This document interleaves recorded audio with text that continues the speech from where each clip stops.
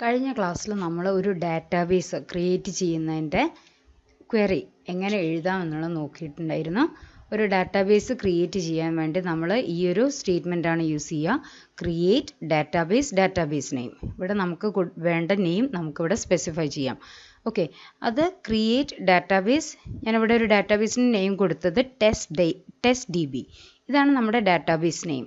Okay, ഇനി ഇത് MySQL എങ്ങനെ റൺ ചെയ്യുന്നതെന്നുള്ളത് നമുക്ക് നോക്കാം. ഓക്കെ, അതിന് നമ്മൾ ആദ്യമായിട്ട് MySQL ഇൻസ്റ്റാൾ ചെയ്യണം. ഓക്കെ, എന്നിട്ട് MySQL ഇൻസ്റ്റാൾ ചെയ്തതിന് ശേഷം അത് ഓപ്പൺ ചെയ്തിട്ട് അതിലാണ് നമ്മൾ ക്വറി എഴുതാൻ പോകുന്നത്. അതെങ്ങനെയാണെന്ന് നമുക്ക് നോക്കാം. ഓക്കെ, ഇത് നിങ്ങൾക്ക് കാണാം ഇവിടെ MySQL command line prompt. Okay, MySQL command line client. Okay, അത് ഓപ്പൺ ചെയ്യുക. അതിനുശേഷം പാസ്വേഡ് ചോദിക്കും. ആ പാസ്വേഡ് എൻ്റർ ചെയ്ത് കൊടുക്കുക. ഇതൊക്കെ നിങ്ങൾ ലാബിൽ വന്ന് ചെയ്യുകയാണെങ്കിൽ നിങ്ങൾക്ക് കുറച്ചും കൂടെ മനസ്സിലാവും. പക്ഷെ ഇപ്പോൾ നമുക്ക് ഇങ്ങനെ ഒരു സാഹചര്യം ഉള്ളൂ. അതുകൊണ്ട് നിങ്ങൾ ഈ ഒരു വീഡിയോ കണ്ട് മനസ്സിലാക്കി വെക്കുക, എങ്ങനെയാണ് ഒരു ഡാറ്റാബേസ് ഒക്കെ ക്രിയേറ്റ് ചെയ്യുക, MySQL എങ്ങനെ നമുക്ക് MySQL ആയിട്ട് ഇൻട്രാക്ട് ചെയ്യാമെന്നൊക്കെ നിങ്ങൾ ഈ ഒരു വീഡിയോയിലൂടെ മനസ്സിലാക്കി വെക്കുക. പിന്നെ കോളേജ് റീഓപ്പൺ ചെയ്തതിന് ശേഷം നമുക്ക് ലാബിൽ വന്നിട്ട് ഇതൊക്കെ ചെയ്ത് നോക്കാം. പക്ഷെ അതിന് മുന്നായിട്ട് നിങ്ങൾ എങ്ങനെ ക്വറി എഴുതണം എന്നുള്ളതൊക്കെ നിങ്ങൾ എഴുതി തന്നെ പഠിക്കണം. അപ്പോൾ തൽക്കാലത്തേക്ക് ഇതിന് സൗകര്യമുള്ള ആൾക്കാർ ഇത് ഇൻസ്റ്റാൾ ചെയ്തിട്ട് വർക്ക് ചെയ്ത് നോക്കുക, ലാബൊക്കെ ചെയ്ത് നോക്കുക. അല്ലാത്ത ആൾക്കാർ ഇത് നോക്കി മനസ്സിലാക്കി വെക്കുക. ഓക്കെ, നമ്മൾ നോട്ട്ബുക്കിൽ എഴുതി പഠിക്കും പോലെ തന്നെയാണ് ഇത് ചെയ്യുന്നത്. പിന്നെ ചെയ്യുമ്പോൾ അതിൻ്റേതായിട്ടുള്ള എറേഴ്സും കാര്യങ്ങളൊക്കെ നമുക്ക് ഐഡൻറ്റിഫൈ ചെയ്യാൻ പറ്റും. ഓക്കെ, അപ്പോൾ നമുക്കിപ്പോൾ ഇതിൽ MySQL എന്ന് പറയുന്ന കമാൻഡ് ലൈൻ വന്നിട്ടുണ്ട്. അവിടെയാണ് നമ്മളെ ക്വറീസ് ടൈപ്പ് ചെയ്യുക. അപ്പോൾ നമ്മൾ ഫസ്റ്റ് ഡാറ്റാബേസ് ക്രിയേറ്റ് ചെയ്യാനാണ് നമ്മൾ പഠിച്ചത്. ഓക്കെ, അതിന് മുന്നേ നമ്മൾ ഈ ഒരു എക്സിസ്റ്റിംഗ് സിസ്റ്റത്തിൽ ഏതൊക്കെ ഡാറ്റാബേസ് ഉണ്ട് എന്ന് കണ്ടുപിടിക്കാൻ വേണ്ടിയിട്ട് നമുക്കൊരു ക്വറി ഉണ്ടായിരുന്നു ഇല്ലേ? അതേതായിരുന്നു? Show databases. Okay, show databases എന്ന് പറഞ്ഞിട്ടുള്ള ഒരു ക്വറി ഉണ്ട്. അതായത് നമ്മുടെ സിസ്റ്റത്തിൽ ഏതൊക്കെ ഡാറ്റാബേസ് ഉണ്ട് എന്ന് കാണിക്കാൻ. Show databases.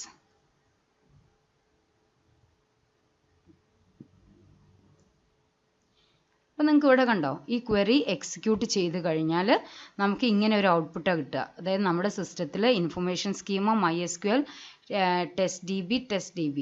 ഓക്കെ, ഇങ്ങനെ മൊത്തത്തിൽ നമുക്ക് 4 ഡാറ്റാബേസസ് ആണ് ഇപ്പോൾ നമ്മുടെ സിസ്റ്റത്തിലുള്ളത്. ഇനി എനിക്കൊരു പുതിയ ഡാറ്റാബേസ് ഇതിലേക്ക് ക്രിയേറ്റ് ചെയ്യണം. അതിന് ഞാൻ എന്താ ചെയ്യേണ്ടത്? ക്രിയേറ്റ് ഡാറ്റാബേസ് നെയിം എന്നുള്ള ആ ക്വറി കൊടുക്കുകയാണ് ചെയ്യേണ്ടത്.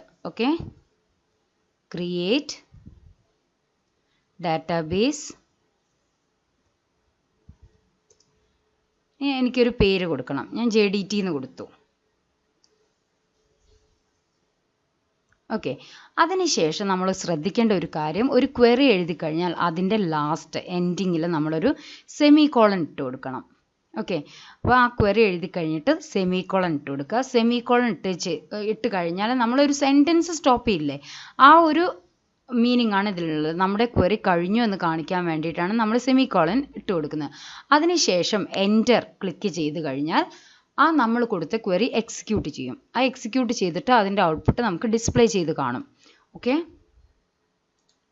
അപ്പോൾ നിങ്ങൾക്ക് ഇവിടെ കാണാം ഞാൻ കൊടുത്തിട്ടുണ്ട് ക്രിയേറ്റ് ഡാറ്റാബേസ് JDT. ഓക്കെ, അത് ഞാൻ എൻ്റർ അടിക്കുകയാണ്. അപ്പോൾ നമ്മളെ ക്വറി ഓക്കെ ആയതുകൊണ്ടാണ് നമുക്ക് ഈ ഒരു output query okay 1 row affected. കണ്ടോ, ഇങ്ങനൊരു മെസ്സേജ് പ്രിൻ്റ് ചെയ്യുന്ന നമ്മുടെ ആ ഒരു ക്വറി ഓക്കെ ആയതുകൊണ്ടാണ്. ഇനി നമുക്ക് നോക്കണം നമ്മൾ ആ ഒരു ഡാറ്റാബേസ് ഈ സിസ്റ്റത്തിൽ ക്രിയേറ്റ് ചെയ്തിട്ടുണ്ടോ എന്ന് നോക്കാൻ വേണ്ടിയിട്ട് നമ്മൾ എഗെയിൻ ഏത് ക്വറി യൂസ് ചെയ്യണം? ഷോ ഡാറ്റാബേസസ് എന്ന് പറഞ്ഞ ക്വറി എഗെയിൻ യൂസ് ചെയ്താൽ നിങ്ങൾക്ക് ഓൾറെഡി നമുക്ക് ഇവിടെ കാണാം, നിങ്ങൾക്ക് ഇവിടെ 4 ഡാറ്റാബേസസ് ആണുള്ളത് അല്ലേ? ഇനി നമ്മൾ കൊടുത്ത ഈ JDT എന്ന് പറയുന്ന ഡാറ്റാബേസ് ക്രിയേറ്റ് ചെയ്തിട്ടുണ്ടോ എന്നറിയാൻ വേണ്ടിയിട്ട് നമ്മൾ ഒന്നും കൂടെ ആ ഷോ ഡാറ്റാബേസസ് കൊടുക്കുക. ഓക്കെ, ഞാൻ എഗെയിൻ ആ ഒരു ഷോ ഡാറ്റാബേസസ് എന്ന് പറഞ്ഞിട്ടുള്ള ആ ഒരു ക്വറി ഞാൻ കൊടുത്തു. അതിനുശേഷം എൻ്റർ ക്ലിക്ക് ചെയ്തു. അപ്പോൾ നിങ്ങൾക്ക് ഇവിടെ കാണാം, കണ്ടോ, JDT എന്ന് പറഞ്ഞിട്ട് ഞാൻ കൊടുത്ത ആ ഒരു ഡാറ്റാബേസ് നെയിം ഒക്കെ ഉണ്ടോ ഇവിടെ JDT അതിവിടെ കണ്ടിട്ട്. അപ്പോൾ നമുക്കിപ്പോൾ എത്ര ഡാറ്റാബേസസ് ആയി? ടോട്ടൽ 5 ഡാറ്റാബേസസ് നമ്മളെ സിസ്റ്റത്തിൽ ക്രിയേറ്റ് ആയി. ഓക്കെ, ഇനി നമ്മൾ വേറെ ഒരു കഴിഞ്ഞ ക്ലാസ്സിൽ നമ്മൾ പഠിച്ചിട്ടുണ്ടായിരുന്നു ഒരു ഡാറ്റാബേസ് ഡിലീറ്റ് ചെയ്യാൻ വേണ്ടിയിട്ട്. ഇപ്പോൾ നമ്മൾ JDT ക്രിയേറ്റ് ചെയ്തിട്ടുണ്ട്, ഇനി നമുക്കത് ഡിലീറ്റ് ചെയ്യണം. അതിനുള്ള ക്വറി എന്തായിരുന്നു? ഡ്രോപ്പ് ഡാറ്റാബേസ് അല്ലേ? ഡ്രോപ്പ് ഡാറ്റാബേസ് എന്ന് പറയുന്ന ക്വറി യൂസ് ചെയ്തിട്ടാണ് നമ്മൾ എന്ത് ചെയ്യുന്നത്? ഒരു ഡാറ്റാബേസ് ഡിലീറ്റ് ചെയ്യുന്നത്. ഇനി നമുക്കതൊന്ന് കൊടുത്തു നോക്കാം. Drop database JDT. ഓക്കെ, അതിനുശേഷം സെമിക്കോളൻ ദെൻ എൻറ്റർ. അപ്പോൾ ആ ഒരു ക്വറിയും ഓക്കെയാണ്. അതുകൊണ്ടാണ് നമുക്കിവിടെ ഈ ഒരു മെസ്സേജ് കിട്ടിയത്. ഇനി നമുക്ക് ആ ഡാറ്റാബേസ് ഡിലീറ്റ് ആയിട്ടുണ്ടോ നോക്കണ്ടേ? ഡിലീറ്റ് ആയിട്ടുണ്ടെങ്കിൽ ഇവിടെ ഡിസ്പ്ലേ കാണില്ല, ഡിലീറ്റ് ആയിട്ടില്ലെങ്കിൽ അവിടെ തന്നെ ഉണ്ടാവും.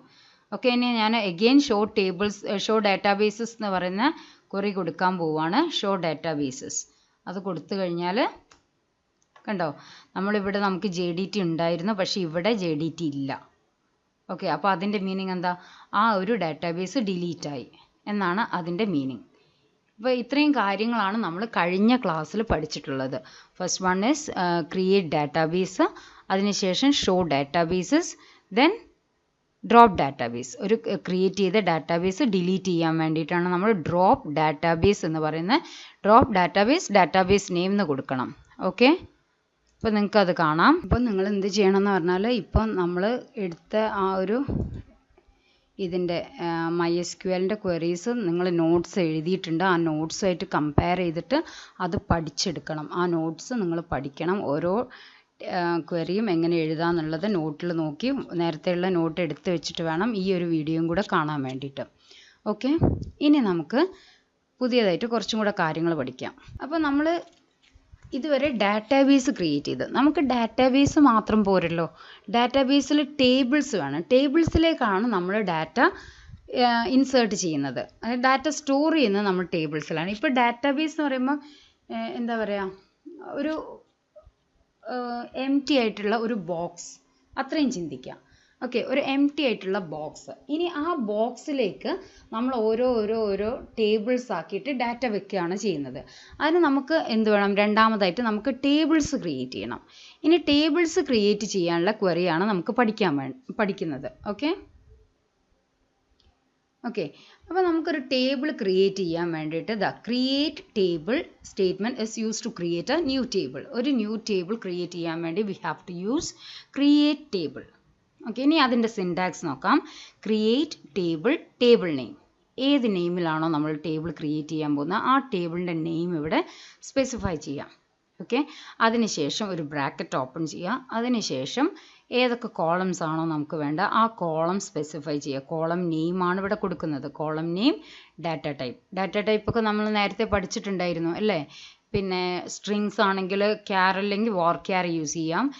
ഇനി നമ്പേഴ്സ് ആണെങ്കിൽ എന്താ? ഇൻറ്റ്.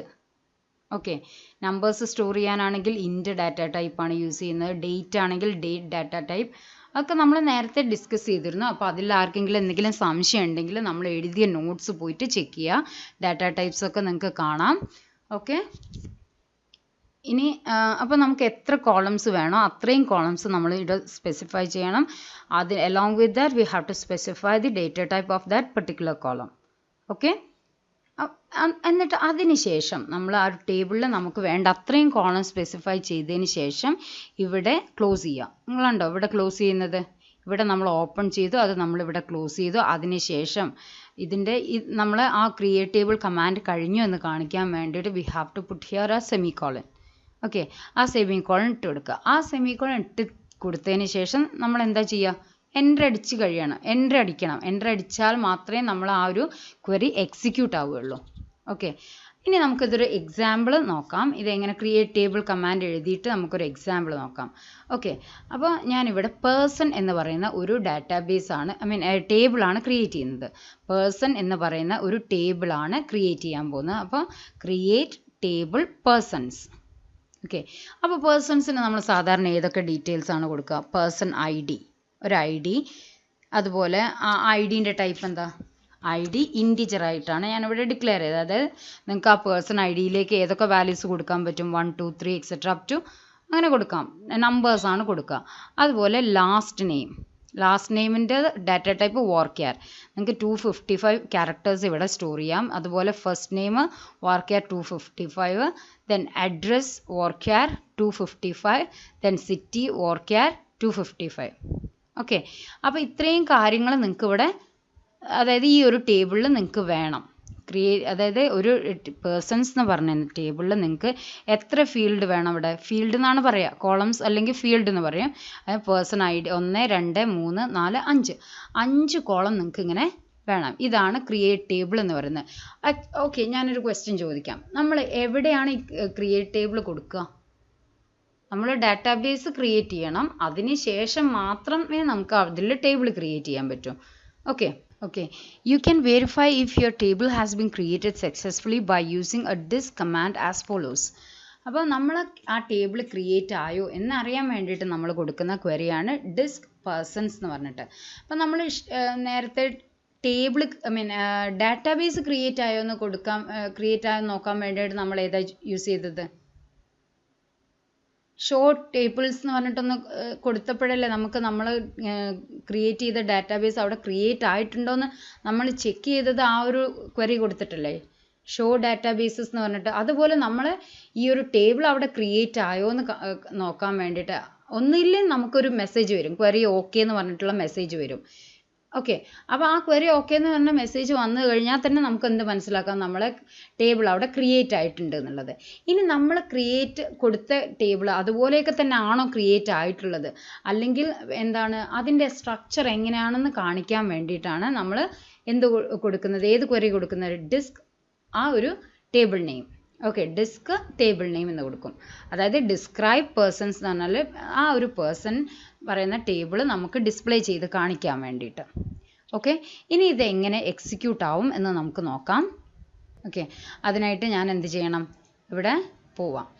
ഓക്കെ, അപ്പോൾ എനിക്കിപ്പം ടേബിൾ ക്രിയേറ്റ് ചെയ്യാൻ എനിക്ക് പേഴ്സണലായിട്ട് ഒരു ഡാറ്റാബേസ് വേണം. ആ ഡാറ്റാബേസിലാണ് ഞാൻ ടേബിൾ ക്രിയേറ്റ് ചെയ്യാൻ പോകുന്നത്. ഓക്കെ, ഞാൻ അതിനായി ആദ്യം ഒരു ഡാറ്റാബേസ് അഗൈൻ ക്രിയേറ്റ് ചെയ്യാൻ പോവാണ്. നമ്മൾ യൂസ് ചെയ്യുന്ന ക്രിയേറ്റ് ഡാറ്റാബേസ്,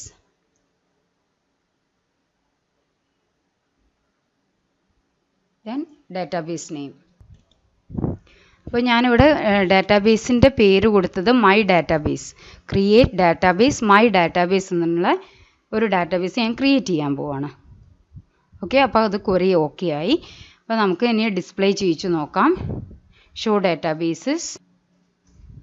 അപ്പോൾ അത് മൈ ഡാറ്റാബേസ് എന്ന് പറയുന്ന ഒരു ഡാറ്റാബേസ് ക്രിയേറ്റ് ആയിട്ടുണ്ട്. ഇനി എനിക്ക് ഈ ഒരു ടേബിൾ ക്രിയേറ്റ് ചെയ്യേണ്ടത് ഈ മൈ ഡാറ്റാബേസിൻ്റെ ഉള്ളിലാണ്. ഓക്കെ, മൈ ഡാറ്റാബേസ് എന്ന് പറയുന്നത് ഇപ്പോൾ നിങ്ങൾ ഓർത്ത് വെക്കുക ഒരു എംപ്റ്റി ബോക്സ് ആണ്. ഇനി എനിക്ക് അതിൻ്റെ ഉള്ളിലേക്ക് മൈ ഡാറ്റാബേസ് എന്ന് പറയുന്ന ആ എംപ്റ്റി ബോക്സിൻ്റെ ഉള്ളിലേക്ക് ഒരു ടേബിൾ, ഓക്കെ, ഒരു ടേബിൾ ക്രിയേറ്റ് ചെയ്യണം. അപ്പോൾ ഞാൻ ആ ഡാറ്റാബേസ് യൂസ് ചെയ്യണം. ഓക്കെ, ടേബിൾ ക്രിയേറ്റ് ചെയ്യണമെങ്കിൽ ഇപ്പോൾ ഇവിടെ നമുക്ക് കാണാം 5 ഡാറ്റാബേസസ് ഉണ്ട്. അപ്പോൾ ഞാനൊരു ക്രിയേറ്റ് ടേബിൾ കൊടുത്തു കഴിഞ്ഞാൽ അത് എവിടെയൊക്കെ ക്രിയേറ്റ് ആവുമെന്നുള്ളത് പറയാൻ പറ്റില്ല. ഓക്കെ, അങ്ങനെയല്ല, ക്രിയേറ്റ് ആവില്ല. ബിക്കോസ് നമ്മൾ ക്രിയേറ്റ് ചെയ്യുന്നതിന് മുന്നേ ആയി ഏത് ഡാറ്റാബേസിലാണോ നിങ്ങൾ ക്രിയേറ്റ് ചെയ്യാൻ പോകുന്നത് ആ ഡാറ്റാബേസ് നമ്മൾ സെലക്ട് ചെയ്യണം. അതിന് ഉപയോഗിക്കുന്ന ക്വറിയാണ് യൂസ് ഡാറ്റാബേസ്. യൂസ് എന്ത് പറയണം? നമ്മുടെ ഡാറ്റാബേസ് നെയിം കൊടുക്കുക. അപ്പം use my database.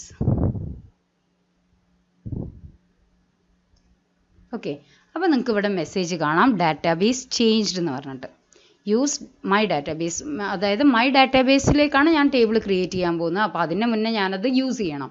So use my database എന്ന് കൊടുത്തു കഴിഞ്ഞാൽ ഡാറ്റാബേസ് ചേഞ്ച്ഡ് എന്ന് പറഞ്ഞാൽ മെസ്സേജ് വരും. അപ്പോൾ ഇപ്പോൾ currently we are in my database.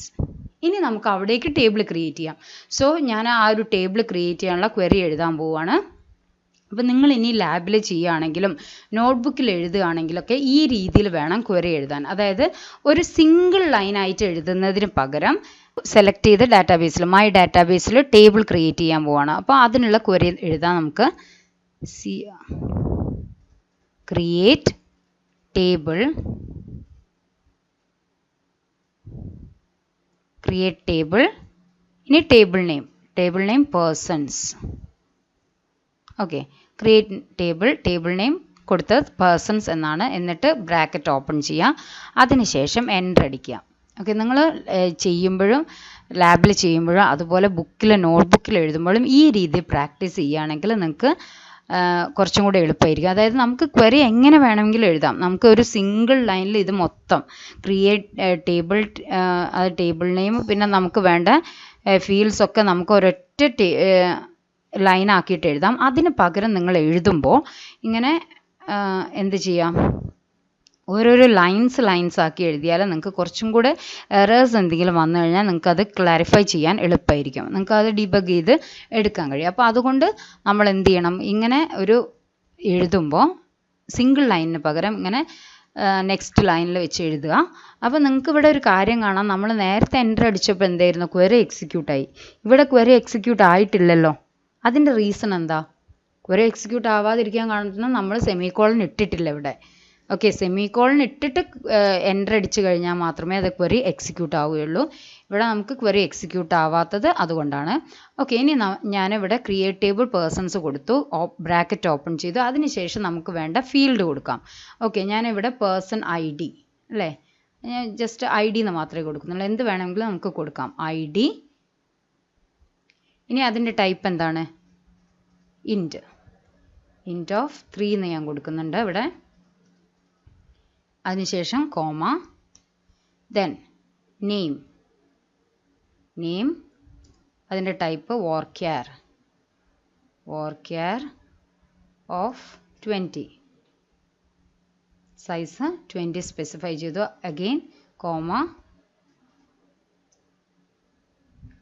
ഇനി അതിനുശേഷം പേഴ്സൻ്റെ നെയിമായി ID, name, then phone number, phone int of 10.